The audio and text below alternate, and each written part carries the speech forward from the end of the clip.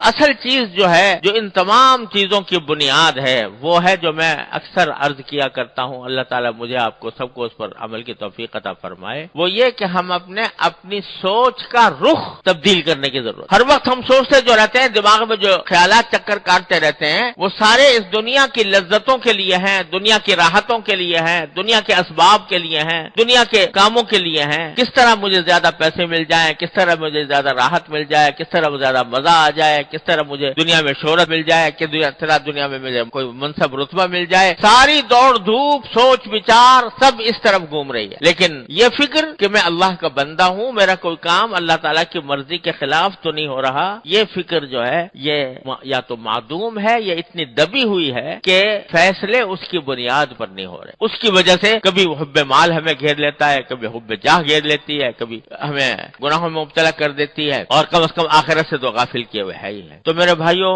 یہ بات بار بار عرض کرتا رہتا ہوں کہ اس کا راستہ یہ ہے کہ اپنی سوچ کا رخ جو ہے وہ تبدیل کرو۔ سوچ کا رخ اس طرح تبدیل کرو کہ کوئی بھی انسان ایسا نہیں جو ہر وقت کچھ نہ کچھ سوچ نہ رہا ہو۔ ہے کوئی ہر وقت دماغ میں کچھ نہ کچھ خیالات آتے رہتے ہیں کہ نہیں؟ اور فضول خیالات آتے رہتے ہیں بسا اوقات، جن سے نہ کوئی فائدہ، جن سے نہ کچھ راحت، نہ کوئی آرام، بس خیالات ہیں چلے آ رہے ہیں۔ ایک طوفان ہے خیالات کا، ادھر سے ادھر، ادھر سے ادھر، کبھی گھر کا خیال آ گیا، کبھی دفتر کا خیال آ گیا، کبھی اپنے پیسے کا خیال آ گیا، کبھی خیالات میں مگن ہے انسان ہر وقت۔ کتنے خیالوں سے تمہیں فائدہ پہنچ رہا ہے ذرا اندازہ کر کے دیکھو، کتنے خیالات صبح سے لے کے شام تک دماغ میں جو خیالات آ رہے ہیں، ان میں سے کتنے خیالات ایسے ہیں جن سے کچھ تمہیں فائدہ پہنچ رہا ہے، دنیا کا یا آخرت کا؟ اکثر و بیشتر نظر آئیں گے کہ فضول خیالات ہیں، اکثر و بیشتر یہ نظر آئے گا، ایسے ہیں جن سے کوئی فائدہ نہیں پہنچ رہا، بس ایسے ہی رو ہے خیالات کی، ادھر سے ادھر بھٹک رہی ہے، ادھر سے ادھر بھٹک رہی ہے۔ اس خیالات کی رو کو تھوڑا سا بدل کے دیکھو، کس طرف؟ اپنے پروردگار کی طرف، کہ دیکھو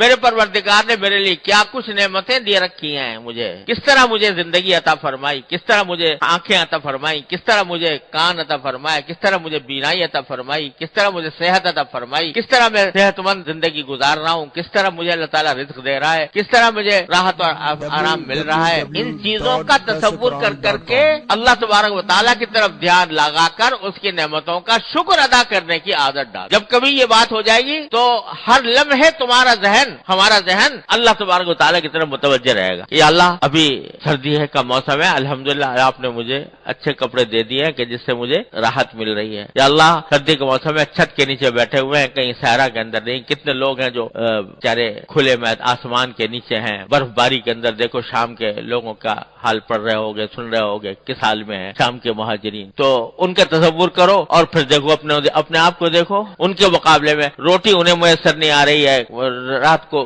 سر کے اوپر چھت نہیں ہے، برف باری سے بچنے کا سامان نہیں ہے، کھانے کے لیے بچوں کو کھلانے کے لیے کوئی چیز نہیں میسر ہے۔ ان کا تصور کرو اور پھر دیکھو اپنے آپ کو، اے اللہ کہ آپ نے کیسا کرم فرمایا ہوا ہے مجھ پر کہ مجھے رہنے کے لیے مکان بھی آرام دے رکھا ہے، اے اللہ آپ نے مجھے کھانے کو بھی دے رکھا ہے، اے اللہ میرے بچے بھی خوش ہیں، اے اللہ میری تندرست بھی ہوں، اے اللہ نہ سردی سے پریشان ہوں، نہ گرمی سے پریشان ہوں، اپنے ہر چیز کا مجھے اہل دے رکھا ہے۔ ان چیزوں کی طرف دھیان جو بھٹک رہا ہے نا خیال ادھر سے ادھر، اس بھٹکے ہوئے خیال کو اپنے اوپر اللہ تعالیٰ نے جو نعمتیں عطا فرمائی ہے ان کی طرف متوجہ کرو۔ جتنا اس طرف متوجہ کرو گے اور اس پر اللہ تعالیٰ کا شکر کرو گے، اللہ تبارک و تعالیٰ کے شکر کی عادت ڈالو گے، اتنا ہی اللہ تبارک و تعالیٰ سے قرب حاصل ہوگا۔